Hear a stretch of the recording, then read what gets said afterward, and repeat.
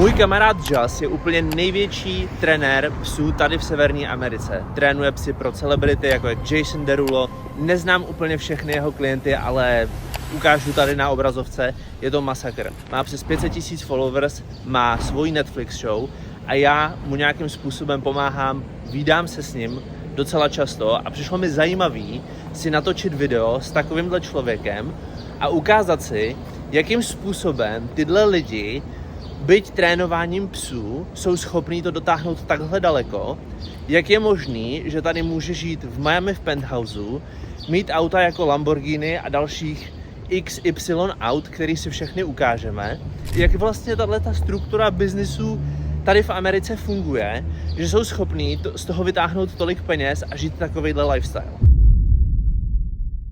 So, I'm here with my boy Jas, Kylie K9.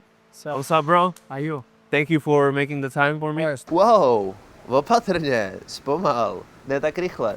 Ještě předtím, než si ukážeme celý ten rozhovor, tak vám ukážu, co se dělo předtím. A tím, že se toho dělo opravdu hodně, tak si to sjedeme hezky od začátku. So, I have a first question for you.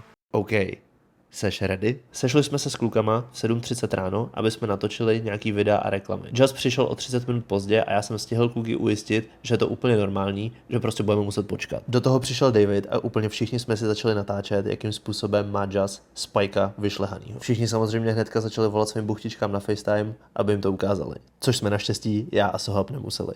Spike trochu tušil, že bude hlavním aktérem v reklamě, takže se nechtěl ani napít. Spencer, který hledá pod sebe prodavače životního pojištění, chtěl natočit reklamu, která přiláká hodně pozornosti, a tak jsme mu ji vymysleli. How did you originally become a trainer? Nebudeme přeskakovat, den ještě není u konce. Tím, že kluci Jase neznali, tak jsme si šli ukázat, co schovává v garáži. Samozřejmě jsme všichni usoudili, že to je nuda, tak jsme šli rychle od toho. Já jsem se ho samozřejmě jako správný Čech snažil propálit, že na nás flexí se špatným lambem, protože na profilu má modrý, a on mi vysvětlil, že tohle je vlastně jiný, protože to původní mělo něco špatně s motorem. Všimli jsme si, že v té stejné ulici je jeden známý gym, tak jsme se tam šli rovnou podívat, kolik tam stojí členství a jestli by se nám líbilo sem začít chodit cvičit. Zeptali jsme se týpka na recepci, kolik stojí měsíčně členství, a on nám vysvětlil, že to je 3 kila, ale v dolarech. Tak jsme se tam dali pití a šli jsme pryč. You know, me with animals from a young kid, it was always like my destiny for it. Yeah. You know, I spent a lot of time. My mom allowed me to have dogs. My grandmother was a dog breeder, a bulldog breeder. Right. You know, I came home from the hospital in New York. My parents had dogs, but they had a contracting company. So the dogs would guard the tools and guard the loft out in New York. And then I really just got into dogs, you know, early in life, man. It was something I was real passionate about. Right. So, you know, it's really in me, not on me. You know what I mean?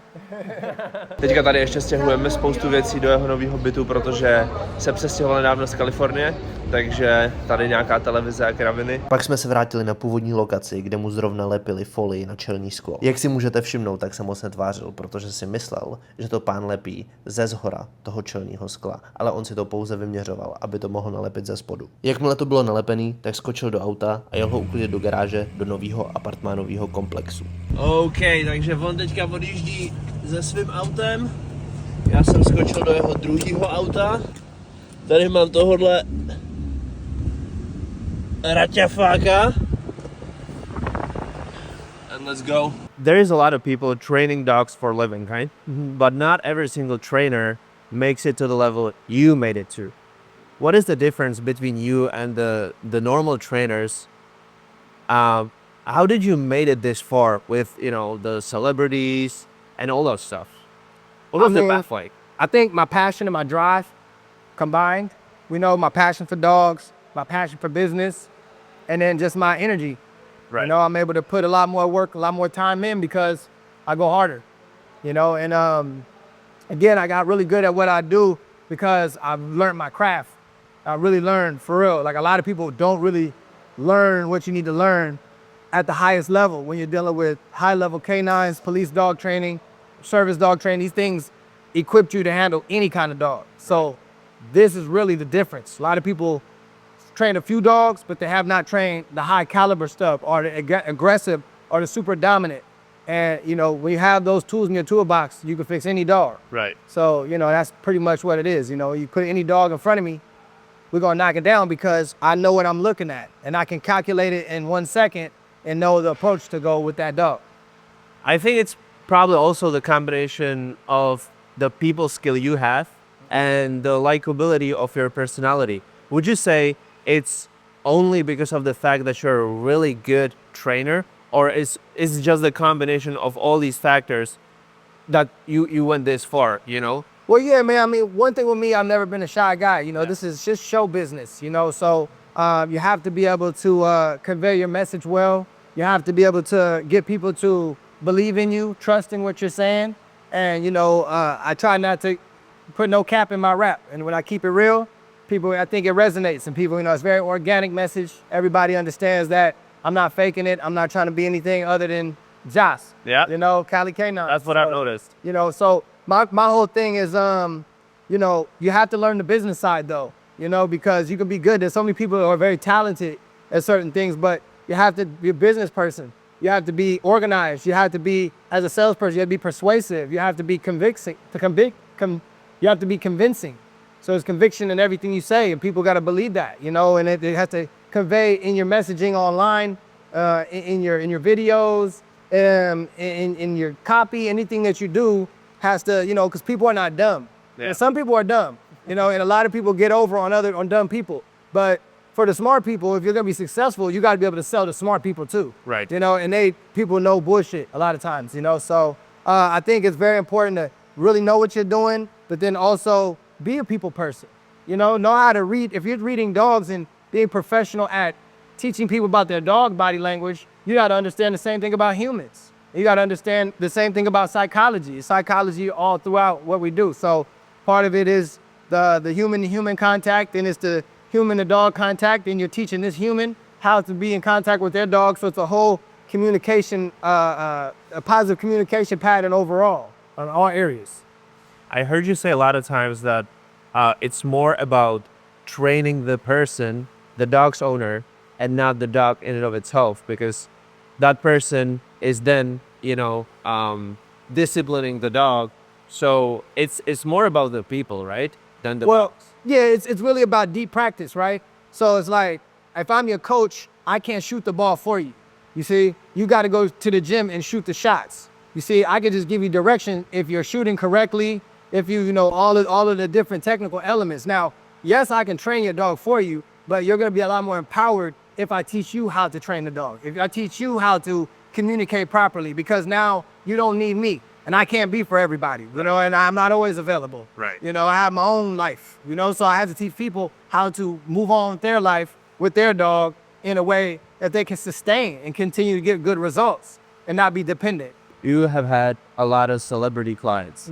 Is there anyone who surprised you in any way? Or is there do you have an interesting story with these kind of people? Is there anything interesting you remember, you know, having these clients?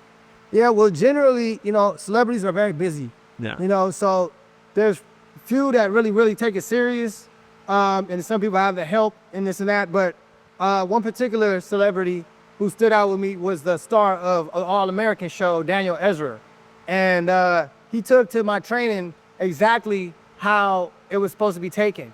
You know, like a top student, not like a celebrity, not like someone who's got all this up. He took the information and he applied it, and it did phenomenal. And I would have thought he was a dog trainer by the time he was done with it. He wants to be able to take his dog to the set, have children, do all these different things, and I'm so confident. So I was really more of like a proud moment as a coach. Yeah. Watching a celebrity be like a top student. Yeah, that's awesome. Okay, bro, last question for you. We all know that the hustle never stops, right? But what was the point in your career when you realized you made it to the next level as a trainer? You know, for me, man, life is just growth. You know, it's not like the next level or this level is better than that level. I think it's all a learning journey. And even at the level I am now, like I'm still at the beginning of this next level.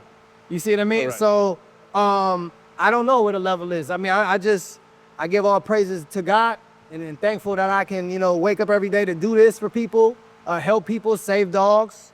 And then for me, man, I mean, it's not so much about material wishes or you know, celebrities and fame.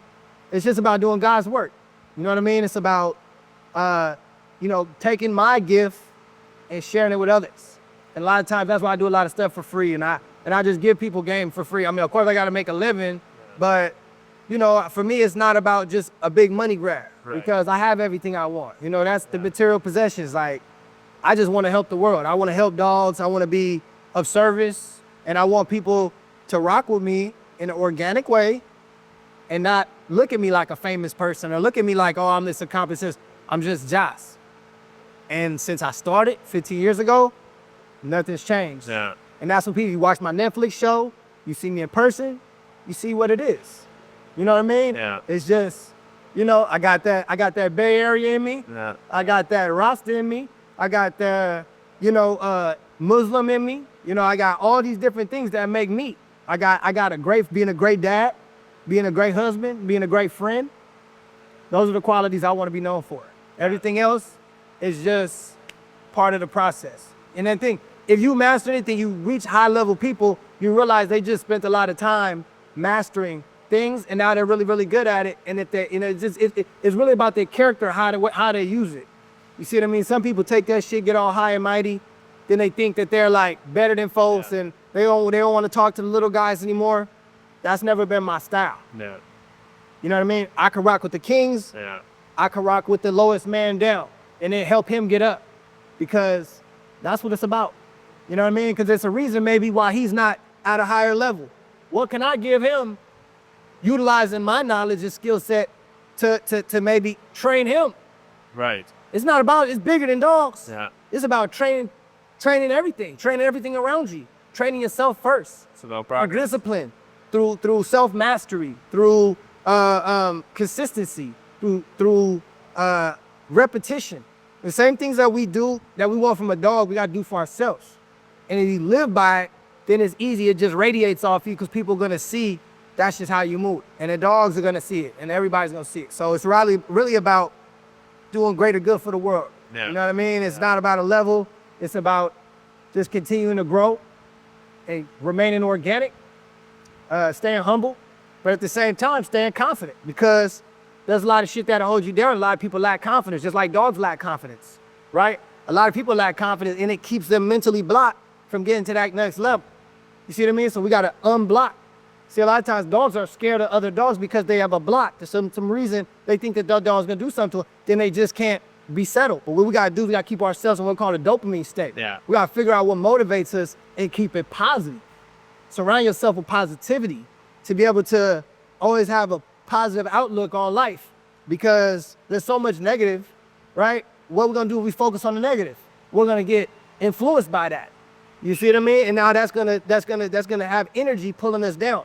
We gotta stay in a dopamine state, stay motivated, stay inspired, and stay blessed. You know what I mean? Thank It's like that. bro. It's all good, baby. Úplně jsme se v tom našem rozhovoru nedostali k tomu, jakým způsobem je schopný vydělávat tolik peněz jenom tím, že trénuje psy. Ten způsob, jakým on to dělá, je, že samozřejmě on si platí reklamu na Facebooku, na Instagramu. Je to známá osobnost, kterou lidi znají skrz tu Netflix show a tak dále. Ty lidi, kteří kliknou na tu jeho reklamu, se dostanou na jeho webinář, kde ty lidi uzavře buď na osobní tréninky, které jsou v Miami, v Los Angeles, v New Yorku a v různých městech, kde všude on má svý trenéry, a nebo nabízí online tréninky, což mu samozřejmě dělají jeho ostatní trenéři.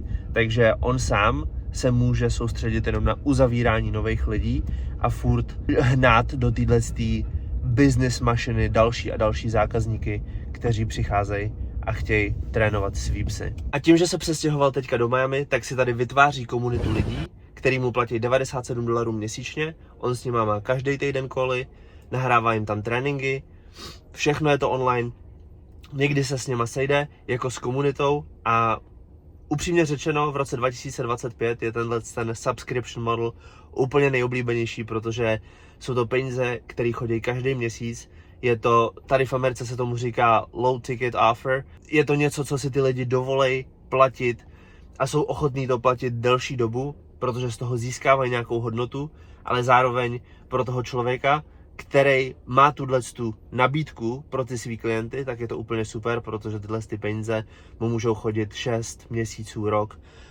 Záleží, jak dlouho si tam ty lidi udrží. A pak, když ta jeho nabídka, ten content, co tam dává, má určitou hodnotu, tak ty lidi zůstanou klidně 2 roky a z toho se dá vytěžit fakt hodně peněz. Jestli tě tohle video bavilo, tak tě poprosím o jednu jedinou věc. Sdílej ho s jedním člověkem, který ho zajímá ten typ contentu, podívá se na to, zamyslí se nad tím, bude ho to motivovat, naštve ho to, zasměje se u toho, zabaví ho to.